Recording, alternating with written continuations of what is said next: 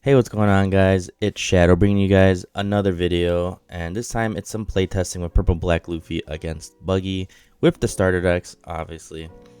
So I'm going second, open up with a Law, and I'm going to find, I believe it's going to be a Gear 10 Nika Luffy, which is very good in the deck. Obviously, Luffy's ability is when it sees 2 Dawn or more go back, it will ramp back inactive and arrested. So I'm going to always continuously get my Dawn back, and you're going to see that here. So you do see my opponent does swing 8k at me. I decided to take it. Not going to dump a lot of counter to protect myself early game like that. But I do poke 5, and then I establish a Bond Clay, and it gives me an active Dawn. And I put it on the Luffy because it'll bump up Bond Clay's cost. And I swing for 5 instead of 6 just because I don't know if the Buggy's using, Red Rock or Gravity Blade. So just to be on the safe side, I decided to swing with just for 5 to see if he'll take it. And just an FYI, there is 2 games here, so this is me going second. I believe the next one I go first. So we just played 2 back-to-back games. So you do see he uses his ability to rest 5 down, pitch a card, pitching the 10 drop, and uses that promo Buggy, which can play out a 6 cost or less. And he plays out Alvita, which will draw 3 and trash 2. And I believe if he's got 2 base cost 5, it'll get an extra cost to it.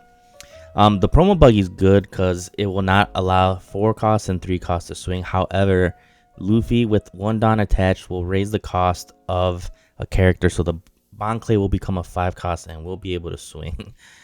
You do see this is the Luffy from the starter deck, which on play, Dawn -2 will make my leader 7k leader. So I do attach a Dawn onto the Luffy, and I'm thinking here whether or not to swing with the Bond Clay. And I'm going to decide to do so. You do see me contemplating leader swing, but I will swing with the Bond Clay first because here again I am contemplating whether he's got removal or not. And Bond Clay is able to swing since it is technically a 5 cost with the Dawn on my leader. So it is going to copy that promo Buggy and swing for 8k, and I'm going to swing 8 with my leader as well since it does get the the boost from the Luffy. So he does counter out of the other 8k swing. And then here he swings Alvita into the Bond Clay. Very smart thing to do here because you do not want to let that Bond Clay stick.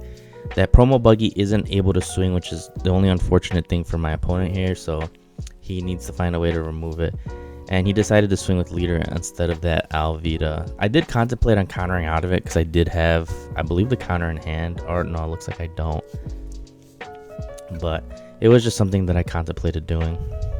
You do see he pitches a card, the Mr. 3, to play out that new Croc and Mihawk, which does allow him to play, I believe, a 4 or a 5 cost. I'm not exactly sure currently. The glare is not helping right there. Let's see if I can find it. And I do not, but he does pass the turn over because he is unable to swing into my leader since I was a 7k. And I see why now he decided on not swinging with the Alvita because it would turn sideways. So I do use the Sanji to pop a 5 cost or less. Well, he played out another Alvita. That's what it was. I see it now. But the Croc and Mihawk, he is able to pitch a card and protect a card on his side of the field if he would like to do so. Which looks like he decided not to. Oh, that's the 7 cost Crocodile. That's why. But yeah, that 8 cost Crocodile and Mihawk is a very good card out of this Buggy structure deck. But you do see I swing with that 7 cost Luffy, do the Dawn, or the 6 cost Luffy, do the Dawn -2 to make myself a 7k leader. But really I did that just to get the Dawn minus so I can get this other Sanji. So I am able to do a double Sanji pop this turn, which was very good. I did need that extra Dawn because since I'm currently, I believe I was at 8. Or I believe I was at 9. I don't even know how many Dawn I'm at. Oh, I was at 9 Dawn because of the Bond Clay. I was able to pop with 1, leaving me with 4 Dawn active. Since I do swing and Dawn -2, leader ramps 1 back is active. Am able to pop 1 more. However, the only downside to it is currently now my leader does not have a Dawn on it. So all these characters are at their base cost. So if he does do a Gravity Blade, this Luffy is not protected from a Grav Blade. You did see there he did use that new Buggy, which is able to trash a card from hand, trash himself, and play out a 6 cost. So he ends up playing out the Mihawk.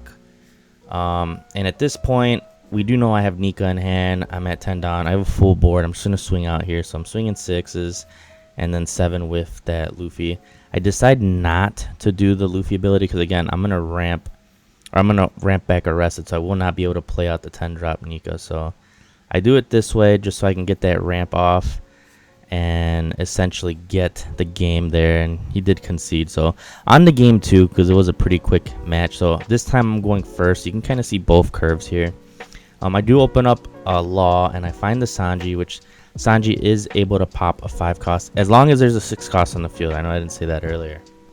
Another interesting card I threw in from the structure deck is that Soba Mask, so you might see it this game. So it is very good. Bounce back any Sanji with the base cost of at least 6 or less. So you do see I do ramp with the Zoro, which is the best going first curve that Luffy can see. So the Zoro on play Dawn -2, ramp 1 for the Zoro, ramp 1 active, and then 1 rested from leader. So at 4 Dawn, he did take the swing and I took his swing back. So already at 6 Dawn as well. If I have that Luffy on curve, it is just absolutely goated, which I don't know if I do have it or not. Because if I did, we are sitting real good, which, yeah, it looks like I might not have it. So it looks like I might just opt to pressure him here. So swinging 5, and of course he's got a decent hand size, so we want to dwindle the hand size. Buggy relies on his hand, especially if he wants to use that ability to pitch and be able to play from hand as well. So he does go low on hand size, but again, this structure deck is able to help him with a lot of 2Ks and hand filter and actually kind of keep neutral in hand size. So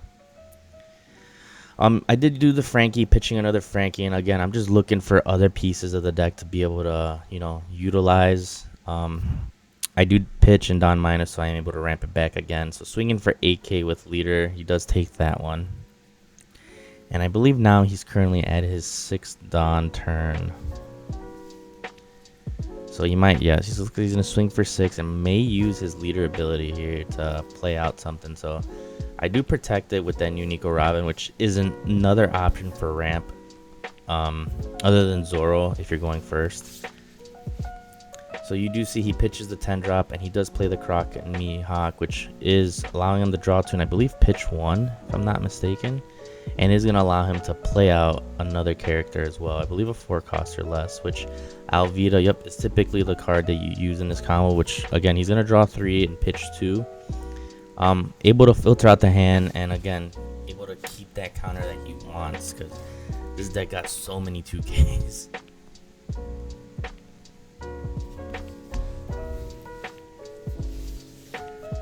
Pass his turn over to me after that. So Croc and Mihawk, this is the card I was talking about earlier, which is able to pitch a card to protect the card from a knockout effect. So like Sanji's last turn, you would have been able to at least protect one of them. So I do attach 1 Dawn here, as you are seeing, and looks like I am going to attempt to pitch. Look, I do play a Sanji and force him to pitch a card here off the Croc and Mihawk. However, I do have my 2 cost event, which for 2 and Dawn -2, able to knock out a 6K or less. So I do this to bait out that trash, to kind of dwindle his hand size, and of course, you know, get him to lose some of that hand value there. So I do pop the Alvida, and here you see me swinging 7 with my leader as well.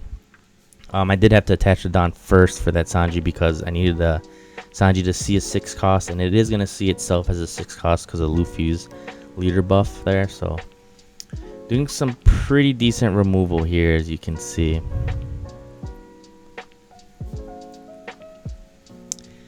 So yeah, this Croc and Mihawk's probably one of the best cards that Buggy could have got, especially against like the black matchups, even Teach, Lucci. The only way Teach has around it is essentially Black Hole to kind of negate its ability. And here you do see he uses his ability to play out this promo Buggy once again, and it's going to play out the Mihawk, which is going to allow him to draw 2, or draw 3, trash 2, or draw 2, trash 1. That shows you how much I've seen this deck. I had to draw 2, trash 1, so man, Google is such a wonderful thing. Here you do see a Mr. 3 search go off, so it's gonna allow him to find, I believe, a Baroque Works and Cross Guild. Mainly probably looking for his Cross Guild cards that he's going to need to utilize. So might grab a 2K here with, oh, looks like Croc, which Croc is going to allow him to play out another card as well. So finding all his cards that is going to allow him to play out bodies. And then swing 7 at the Zoro. I do let it go this time because I want to kind of, I could protect it with the Frankie, but there's no point. Frankie would do the same thing as well.